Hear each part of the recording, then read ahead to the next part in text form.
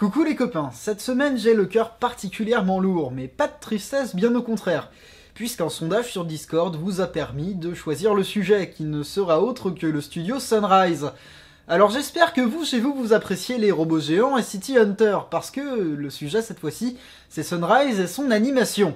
Notre bon studio est né dans les années 70, en 1972 pour être précis, par du staff de Mushi Productions, feu studio de Tezuka. Parenthèse du coup, Osamu Tezuka, né en 1928 et mort en 1983, est considéré à juste titre comme étant le dieu du manga. Il est à l'origine de centaines d'œuvres et de milliers de pages, mais ce qui va nous intéresser c'est Mushi, son studio d'animation. Fondé en 1962 à la suite de collaborations frustrantes avec la Toei, on lui doit entre autres l'adaptation des œuvres majeures de Tezuka, comme Astro Boy par exemple, qui a eu par parenthèse un succès sans précédent à l'époque. Tout était bien parti pour le studio, vous vous dites, mais malheureusement il faut bien avouer que Mushi allait moins bien après 1966, année durant laquelle Astro Boy s'est arrêté. Comprenez par là que le studio perdait de l'argent à chaque production animée, et que même si d'autres séries paraissaient, encore plus de pilotes ont été refusés par les diffuseurs de l'époque. Ajoutez au drame qu'on est dans les années 60 et que la vente d'animés et de merchandising n'est qu'à un stade embryonnaire, et vous aurez alors la faillite du studio en 1973. Pour la petite anecdote, il a fallu un véritable miracle pour que Tezuka conserve les droits de ses œuvres, mais c'est pas le sujet. Tout ça me pousse à vous dire que c'est pas parce que t'es visionnaire et que t'as le rayonnement culturel de Victor Hugo que tu seras imperméable aux besoins massifs de pognon de l'animation. Considérez maintenant la parenthèse Tezuka close, on peut reprendre quelque chose qui nous concerne.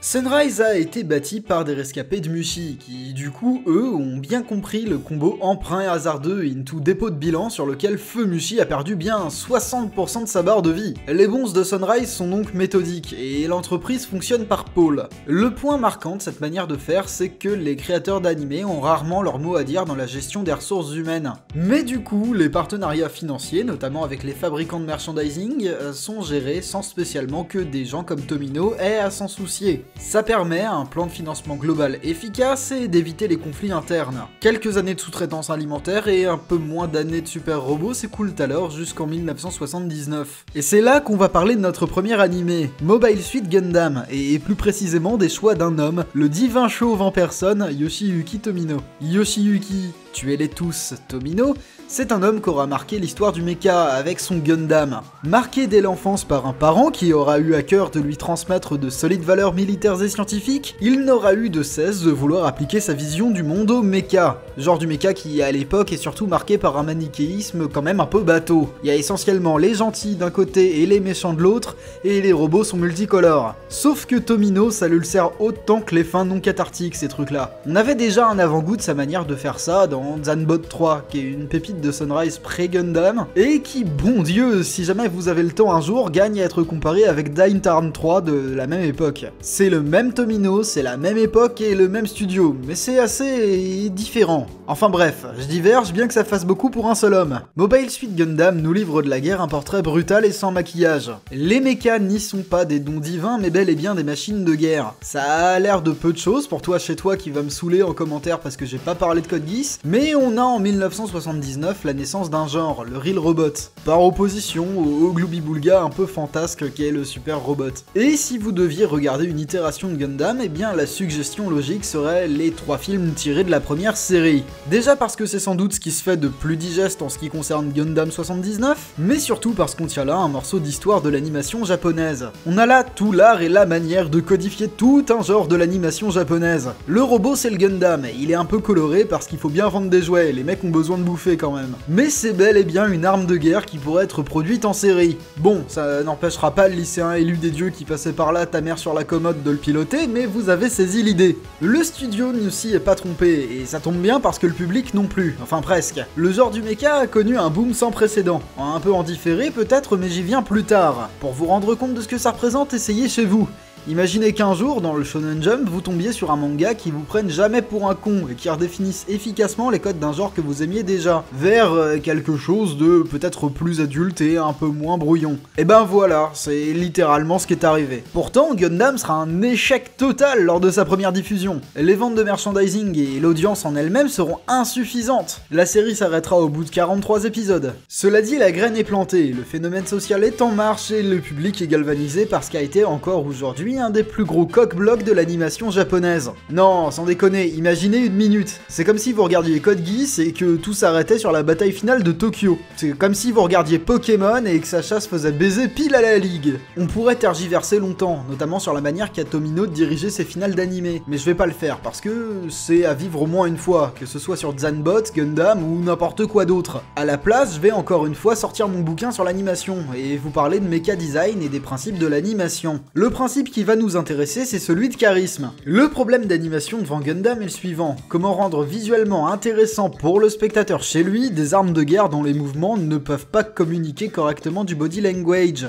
ni même des émotions en fait, faute de visage et même tout simplement d'être vivant. Kunio Okawara, le mecha designer de la série, a pourtant trouvé la solution. C'est un homme qui aime les robots, mais qui, détail intéressant, n'était pas spécialement intéressé par l'animation. Comme il le dit lui-même, sa carrière c'est surtout le pont qui relie le dessin animé au magasin de jouets. L'œuvre d'Okawara, si elle vous intéresse, elle est présente et bien narrée dans son artbook, Okawara Kunio Walker. C'est fascinant, mais tout en japonais, comme toutes les sources qui parlent de Gundam. Bon, grosso modo, retenez surtout que les modèles de robots sont agréables à voir dans l'animé parce qu'ils sont parfaitement cohérents. Par exemple, ils n'ont pas de cou parce que, tout bêtement, en termes de mécanique, il y a de meilleures manières de servir la fonction de rotation de la tête. Le but est de proposer des détails mécaniques supérieurs à du super robot qui se faisait à l'époque. Le niveau de finition ultra satisfaisant est fourni souvent au détriment de l'animation pure. En termes d'animation, justement, cette décision-là se traduira surtout dans l'espace par des poses des mechas, qui sont pas faites pour vous faire vous sentir puissant comme dans un Getter Robot ou dans un Gurren Lagann, mais qui sont là parce qu'elles sont choisies par des pilotes qui sont des militaires entraînés ou pas, dont le but c'est de faire la guerre. Ici on a ni le temps ni le carburant, y a pas de guimauquet mon gars.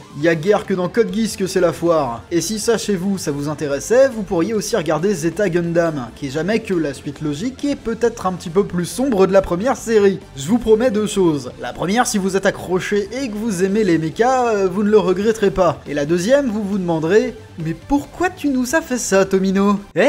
Félicitations, vous avez tenu jusque-là, alors que tout ce que je fais depuis le début, c'est vous saouler avec mes robots. Vous méritez bien une petite récompense, on va discuter de quelque chose qu'on a eu en France avec des filles peu vêtues. Dan et Danny, de 1985, est un animé de Sunrise qui est sans doute un des meilleurs témoins de son époque. Sans exagérer, le cyberpunk, les celluloïdes, les synthés et les lasers ont fait difficilement plus 80s. Il n'a connu que des diffusions assez confidentielles chez nous, mais en termes d'animation, c'est quand même une expérience. L'OAV de 1986 suffira pour ce que je cherche à expliquer, qui sera à propos du character acting, comme dans la vidéo de Futurama là. Cette fois-ci, on va prendre une séquence concrète et se demander en quoi c'est bien. Déjà, premier détail, le véhicule. Il est certes parfaitement statique, mais on est en 1986. Du coup, dites-vous qu'il n'y a pas de modélisation 3D courante. C'est de la 2D et je vous avoue que rendre un déplacement de ce type de solide correctement, c'est déjà super cool. Ensuite, on va s'intéresser à ce plan. Les mouvements secondaires, qui sont ceux des cheveux, là, sont importants parce qu'ils nous permettent de déterminer une partie de l'action. S'ils n'étaient pas là, existe complètement l'idée qu'on se fait du déplacement du véhicule sur lequel elles sont. Si on se penche de plus près dessus, on s'aperçoit que c'est pas très difficile à faire quand le personnage est statique. À gauche, on a une boucle de 7 frames sur les cheveux qui suffisent à faire passer un mouvement cohérent, alors qu'à droite, on a un peu moins d'une cinquantaine d'illustrations différentes. Une cinquantaine de dessins, donc, pour décrire une action ininterrompue et non cyclique de 4 secondes, qui fait passer suffisamment de joie pour qu'on l'apprécie telle quelle. Ajoutez à ça que le décor se déplace à 2 vitesses sur 2 arrière-plans différents et vous comprendrez alors l'intérêt visuel de l'animation. Enfin bref, on applaudit l'animateur qui est Koji Ito, mais surtout le réal de l'animation qui est Katsuyoshi Watabe, qui est aussi le réalisateur de Boku no Pico. Très bien, cette partie est considérée comme annulée, on va partir sur un petit rembobinage des familles. Félicitations, vous avez tenu jusque-là, alors que tout ce que je fais depuis le début, c'est vous saouler avec mes robots. Vous méritez bien une petite récompense, on va donc discuter de quelque chose qu'on a eu en France avec des filles peu vêtues. On est en 1987, et il faut bien avouer qu'après un Gundam ZZ en demi-teinte et avant la contre-attaque de chars, le fameux boom du mecha s'est quand même un petit peu essoufflé. Le studio s'y est pas trompé, et nous a donc servi une adaptation d'un manga de l'époque, City Hunter, ou plutôt Nicky Larson chez nous. Ce dont on va parler, c'est de la manière de mettre en scène un générique générique de fin. Si vous voulez vraiment vous mettre dans l'ambiance, allez regarder un épisode de Nicky Larson, n'importe lequel. On n'a pas affaire à une restitution littérale du manga. Même si le principal y est, quelques libertés sont prises. Mais le sujet, là, de suite, c'est pas ça. L'anime bénéficie d'une ambiance sonore assez exceptionnelle pour l'époque. Et détail intéressant, les chansons d'ending de City Hunter sont toujours amenées avant que le générique de fin ne défile. Génériques qui, pour la petite trivia, sont en stéréo, alors que tout le reste de la série était diffusé en mono. Le design de l'environnement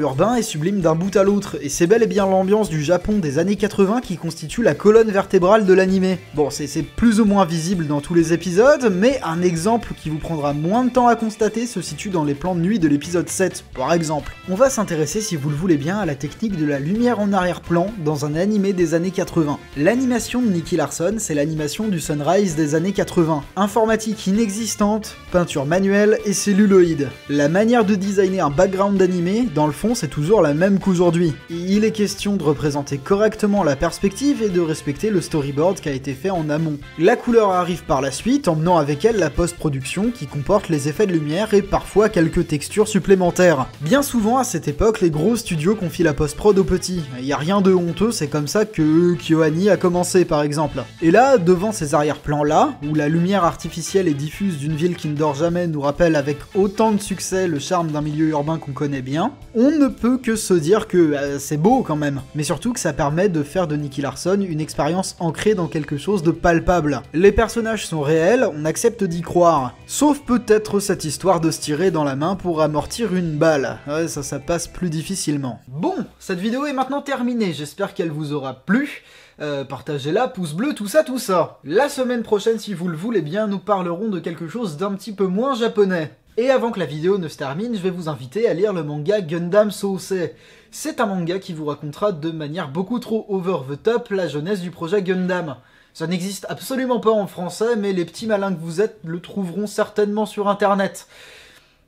Bisous tout doux.